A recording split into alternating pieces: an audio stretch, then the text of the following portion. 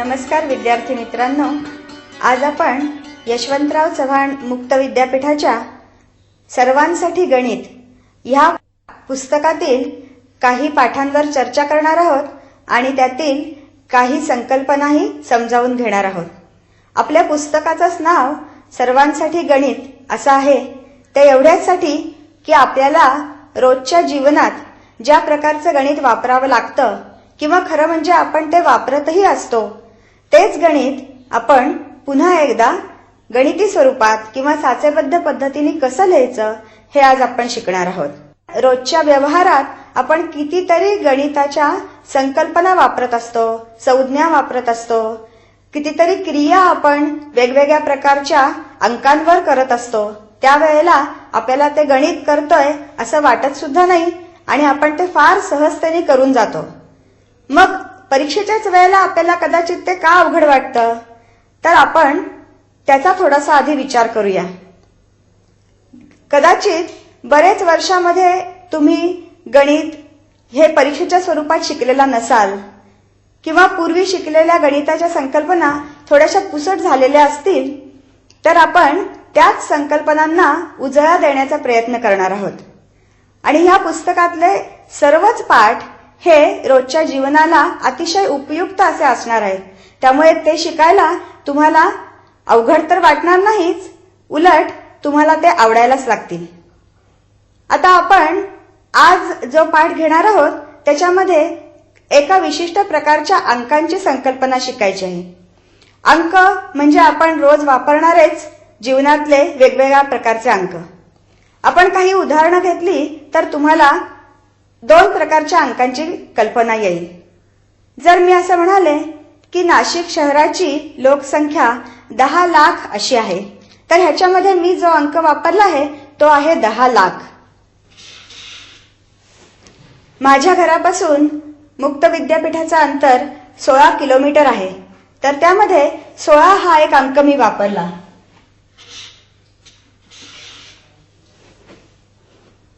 काल मी 4 तास बाहेर गेले होते, ह्याच्यामध्ये 4 हा अंक मी वापरला. हे अंक 10, 16, 4 हे पूर्ण अंक आहेत, म्हणून आपण गणिती भाषेमध्ये यांना पूर्णांक असं म्हणणार आहोत.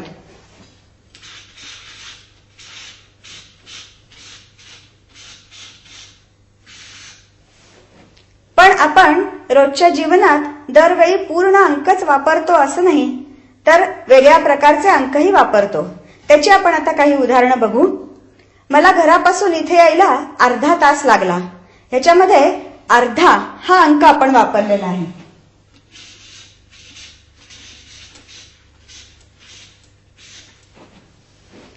आम्हाला रोज पाव किलो भाजी लागते असं जर आपण म्हणालो तर त्याच्यामध्ये पाव हा सुद्धा एक अंकच आहे.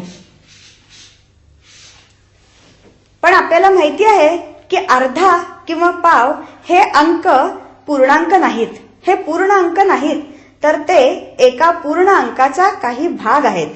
आणि अशा प्रकारच्या एका अंकाच्या भागाला आपण अपूर्णांक असं म्हणणार आहोत. आणि गणिती स्वरूपामध्ये अपूर्णांक कसा लिहायचा हेही आता आपण बघूया. एका पूर्ण भागाचा जर आपण 2 समान भाग केले तर त्यातील एक भाग म्हणजे अर्धा.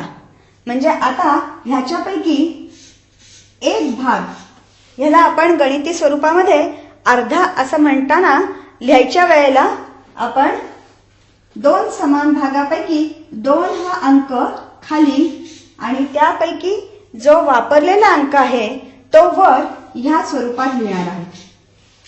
म्हणजे गणिती स्वरूपामध्ये अर्धा लिहिताना आपण वरती 1 आणि खाली 2 म्हणजेच 1/2 अशा स्वरूपामध्ये मांडणार आहोत.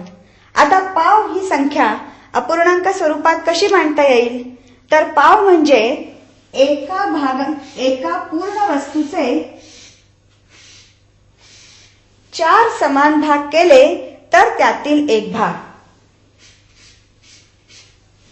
आणि आपण त्याला गणिती स्वरूपात मांडताना वस्तूचे जेवढे समान भाग केले ते खाली म्हणजेच खाली 4 आणि जेवढे भाग आपण वापरणार आहोत ते वरती म्हणजेच वरती 1 ह्या स्वरूपात म्हणणार आहोत. आणि वाचताना आपण पाव हा अपूर्णांक 1/4 असा वाचणार आहोत. थोडक्यात सांगायचं तर प्रत्येक अपूर्णांक हा अंश आणि छेद ह्या स्वरूपातच लिहिता येतो. म्हणजेच जर अपूर्णांक लिहायचा असेल तर त्याचं स्वरूप हे p/q असंच प्रत्येक वेळी असेल. त्यापैकी p ह्या भागाला आपण अंश आणि q ह्या भागाला आपण छेद असं म्हणणार आहोत. म्हणजेच कोणताही अपूर्णांक अंश भागिले छेद स्वरूपात मांडावा लागतो. जर आपण अपूर्णांकाच्या मध्ये 3/8 असा अपूर्णांक मांडला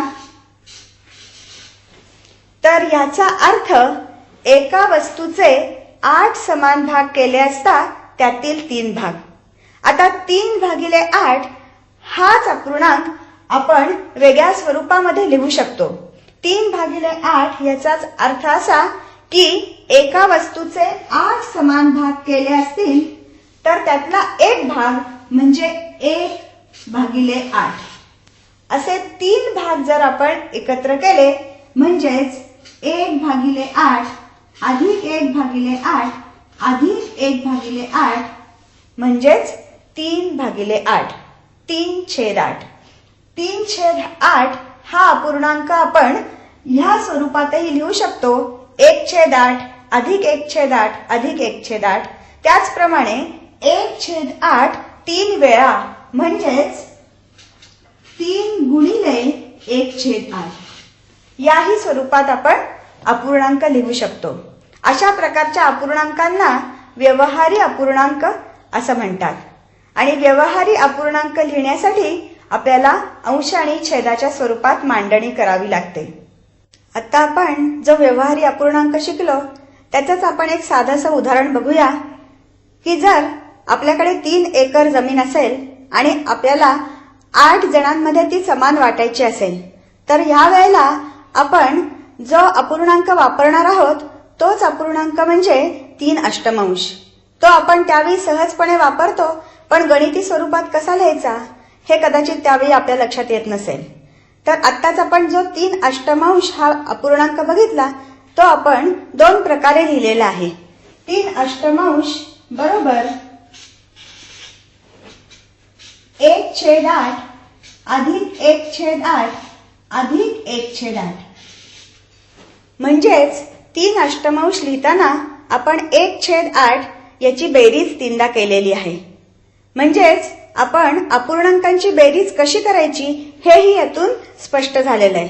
मात्र अपूर्णांकांची बेरीज करताना एक गोष्ट अगदी लक्षात ठेवली पाहिजे ती म्हणजे छेद समान असेल तरच आपण अपूर्णांकांची बेरीज करू शकतो.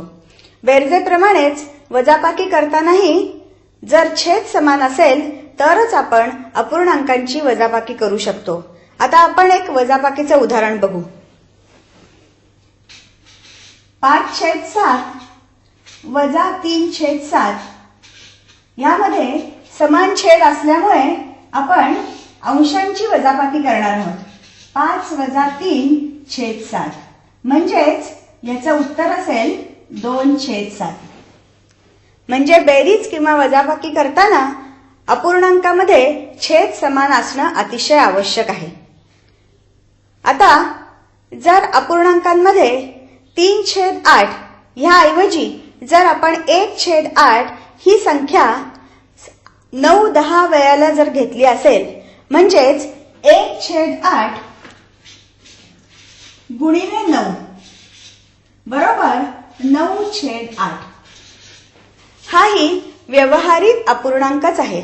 मात्र आधीच्या व्यवहारी अपूर्णांकापेक्षा तो थोडासा वेगळा आहे.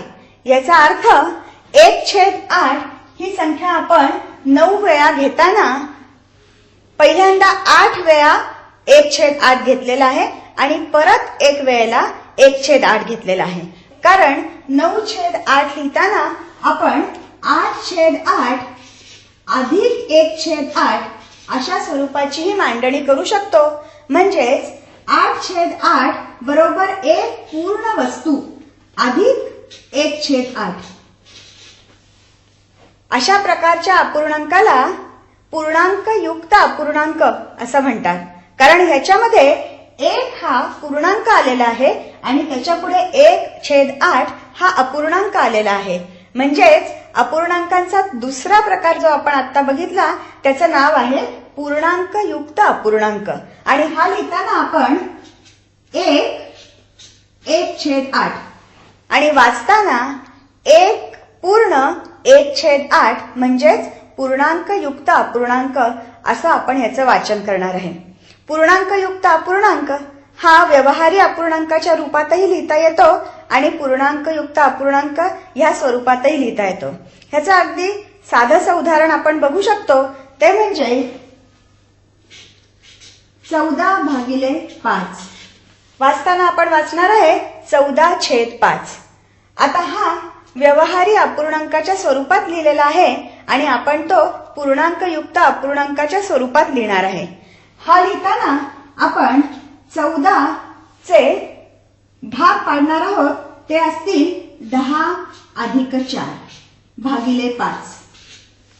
म्हणजेच 10/5 अधिक 4/5.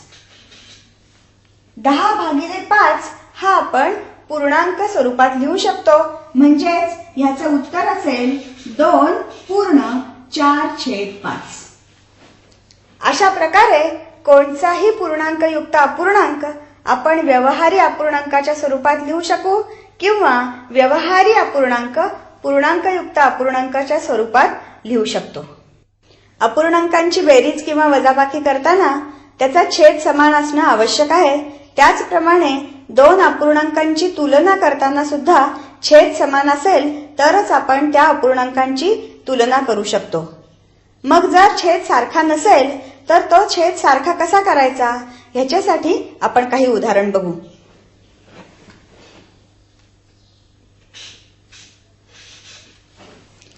एक छेद 2 हा अपूर्णांक आपण अनेक तऱ्हेने लिहू शकतो.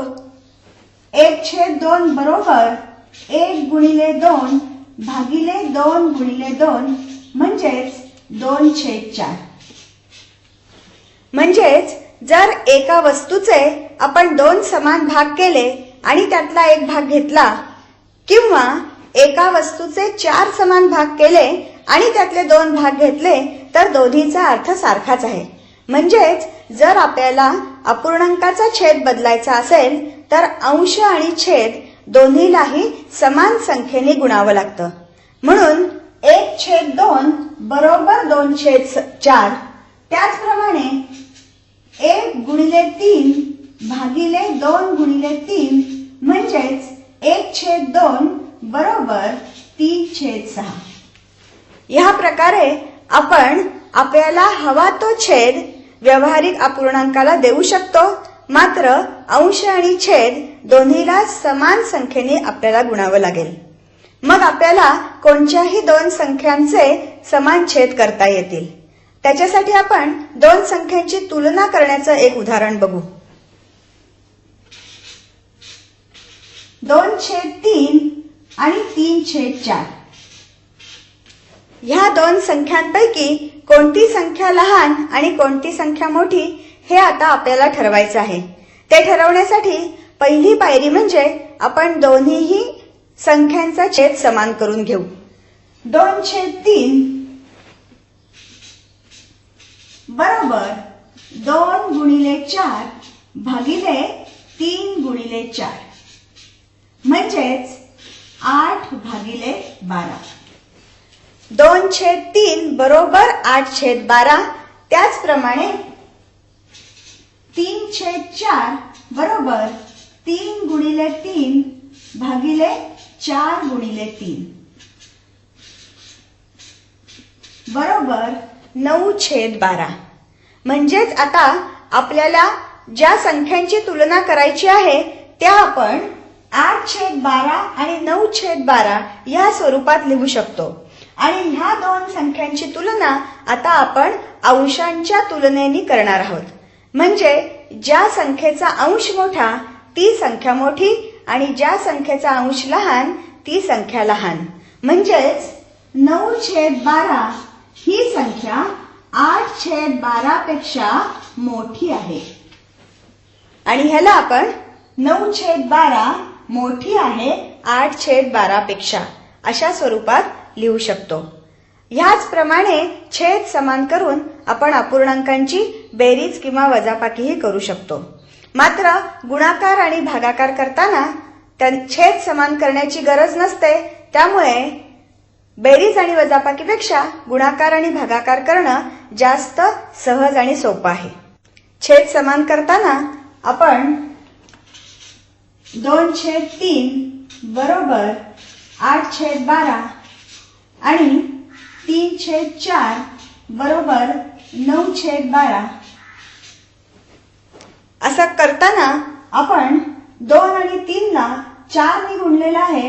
त्याचप्रमाणे इथे 3 आणि 4 ला 3 ने गुणलेलं आहे. याचं कारण आपल्याला इकडे छेदामध्ये 3 आहेत, त्याच छेदाने ह्या अपूर्णांकाला आपण गुणलेलं आहे आणि 3/4 मध्ये 4 छेदात आहेत, म्हणून आपण ह्या 4 नी ह्या अपूर्णांकाला गुंतलेला आहे. म्हणजेच आपल्याला समान छेद मिळू शकतो. आणि हीच पद्धत आपण बेरीज किंवा वजाबाकी करताना छेद समान करण्यासाठी वापरणार आहोत. आता आपण बेरीज आणि वजाबाकीचं सोपं उदाहरण बघू. 2/3 अधिक 5/7. 2/3 ह्याच्या छेदामध्ये 3 ही संख्या आहे, तर 5/7 याच्या छेदामध्ये 7 ही संख्या आहे. आणि छेद समान करण्यासाठी आपण 2/3 ला 7 ने गुणणार आहोत आणि 5/7 ला 3 ने गुणणार आहोत. बरोबर 2 गुणिले 7 भागिले 3 गुणिले 7 अधिक 5 गुणिले 3 भागिले 7 गुणिले 3. म्हणजेच 2/3 ऐवजी आपण आता लिहिणार आहोत 14/21 अधिक 5/7 ऐवजी आपण लिहिणार आहोत 15/21. आता छेद समान झाल्यामुळे आपण फक्त अंशाची बेरीज करणार आहोत. 14 अधिक 15 भागिले 21 म्हणजेच 29/21. म्हणजे आपल्या बेरजेचं उत्तर आलेलं आहे 29/21. हा पूर्णांकयुक्त अपूर्णांक आहे. याचप्रमाणे वजाबाकी करताना आपण समान छेद करून फक्त अंशांची वजाबाकी करणार आहोत. उदाहरणार्थ 5/7 वजा 2/3. आत्ताच आपण याचा छेद कसा समान करायचा हे बघितलेलंच आहे. त्याचप्रमाणे छेद समान करून आता 5/7च्या जागी मी लिहिणार आहे 15/21 वजा 2/3च्या जागी मी लिहिणार आहे 14/21. छेद समान झाल्यावर फक्त अंशांची वजाबाकी करायची आहे. म्हणजेच 15 वजा 14 म्हणजेच 1/21. म्हणजे छेद समान झाल्यावर फक्त अंशांची बेरीज किंवा छेद समान झाल्यावर फक्त अंशांची वजाबाकी ह्या प्रकारे आपण अपूर्णांकांची बेरीज आणि वजाबाकी करू शकतो. छेद समान करताना आपण अंश आणि छेद दोन्हीला एका संख्येने गुणून छेद समान केला होता. ह्या दोन्ही संख्या सारख्याच आहेत. त्या संख्येपैकी 2/3 ह्या संख्येला आपण संक्षिप्त रूप असं म्हणणार आहोत.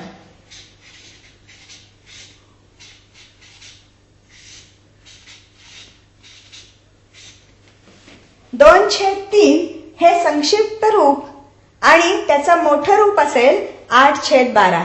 म्हणजेच एका संक्षिप्त रूपाची आपण अनेक प्रकारे मोठी रूप करू शकतो. त्याचप्रमाणे मोठ्या रूपाचा एक संक्षिप्त रूप करू शकतो. आता 8/12 याचं संक्षिप्त रूप आपण कसं करू शकतो ते बघू. 8/12 बरोबर 2 गुणिले 4 भागिले 3 गुणिले 4. म्हणजेच छेद समान करताना आपण समान संख्येने अंशाला आणि छेदाला गुणलं होतं. आता संक्षिप्त रूप देताना अंशाला आणि छेदाला समान संख्येने आपण भागणार आहोत. म्हणजेच ह्या दोन्हीला 4 ने भागल्यावर येणाऱ्या उत्तराला आपण दिलेल्या मोठ्या रूपाचं संक्षिप्त रूप असं म्हणू शकतो. याच प्रकारे कोणत्याही मोठ्या रूपाचे समान संख्येने भागाकार करून संक्षिप्त रूपात रूपांतर करता येते. याच प्रकारे संक्षिप्त रूप देण्याचं आपण अजून एक उदाहरण बघू. दिलेली संख्या 72 भागिले 84 अशी असेल तर आपल्याला माहिती आहे की ह्या दोन्ही संख्यांना समान कोणत्या संख्यांनी भाग जातो त्या आहेत 4, 3 आणि 12. म्हणून आपण मोठ्यात मोठी संख्या 12 ह्या स्वरूपात 72 आणि 84 ची मांडणी करू. 72 बरोबर 12 गुणिले 6 आणि 84 बरोबर 12 गुणिले 7. म्हणजेच दोन्ही अंश आणि छेदाला आपण 12 ने भागल्यावर येणारी संख्या ही 72 भागिले 84 चं संक्षिप्त रूप असेल. याच प्रकारे कोणत्याही मोठ्या अंश आणि छेदातल्या संख्यांना सर्वात मोठ्या संख्येने भाग देऊन आपण त्याचं संक्षिप्त रूप काढू शकतो. आता आपण अपूर्णांकांच्या अजून 2 अतिशय सोप्या क्रिया म्हणजे गुणाकार आणि भागाकार बघणार आहोत. गुणाकार करताना 2/7 गुणिले 3/5 अशा संख्या असतील तर गुणाकार करताना अंशाचा गुणाकार आणि छेदाचा गुणाकार करून आपल्याला उत्तर काढावं लागेल. म्हणजेच 2/7 गुणिले 3/5 बरोबर 2 गुणिले 3 अंशामध्ये आणि 7 गुणिले 5 छेदामध्ये. म्हणजेच याचं उत्तर 6/35 असं येईल. म्हणजे तुम्ही आता लक्षात काय ठेवायचं आहे की गुणाकार करताना अंशांचा गुणाकार अंशामध्ये आणि छेदाचा गुणाकार छेदामध्ये लिहावा लागेल. त्याचप्रमाणे भागाकार करायचा असेल तर 2/7 भागिले 3/5 अशा संख्या असतील तर दुसऱ्या अपूर्णांकाला आपण उलट स्वरूपात लिहावं लागेल. म्हणजेच 2/7 गुणिले 5/3. आपल्याला माहिती आहेच की गुणाकार आणि भागाकार ह्या एकमेकांच्या व्यस्त क्रिया आहेत. म्हणून भागाकार करताना अपूर्णांक उलटा लिहून आपण त्याचा गुणाकार करू शकतो. म्हणून आपण 3/5 हा भागाकार करताना गुणिले 5/3 अशा स्वरूपात लिहिलेला आहे. आणि आता आपण पुन्हा गुणाकाराचीच पद्धत वापरू. म्हणजेच अंशाचा गुणाकार 2 गुणिले 5 भागिले छेदाचा गुणाकार 7 गुणिले 3. म्हणजेच याचं उत्तर आपलं 10/21 असं येईल. म्हणजे तुमच्या लक्षात आलं असेल की अपूर्णांकांचा गुणाकार आणि भागाकार करणं ही अतिशय सोपी पद्धत आहे. गुणाकार करताना 2 अंशांचा गुणाकार अंशामध्ये, 2 छेदांचा गुणाकार छेदामध्ये, तर भागाकार करताना दुसरी संख्या उलट्या रूपामध्ये म्हणजे व्यस्त रूपामध्ये लिहून मग त्याचा परत गुणाकारच करायचा आहे. म्हणजेच आज आपण व्यवहारी अपूर्णांक म्हणजे काय, 2 व्यवहारी अपूर्णांकांची तुलना कशी करायची, त्यांची छेद समान करून बेरीज आणि वजाबाकी कशा प्रकारे करता येईल आणि गुणाकार भागाकार ह्या क्रिया कशा करायच्या हे बघितलं. मला असं वाटतं की जर तुम्ही लक्षपूर्वक अपूर्णांक शिकलात तर तुम्हाला ह्या सर्व क्रिया खूपच सहजपणे करता येतील आणि त्याचा उपयोगही तुमच्या रोजच्या जीवनामध्ये करता येईल. त्यामुळे आता तुम्ही व्यवहारी अपूर्णांकांचे पुस्तकात दिलेले स्वाध्याय सोडवायला सुरुवात करू शकता.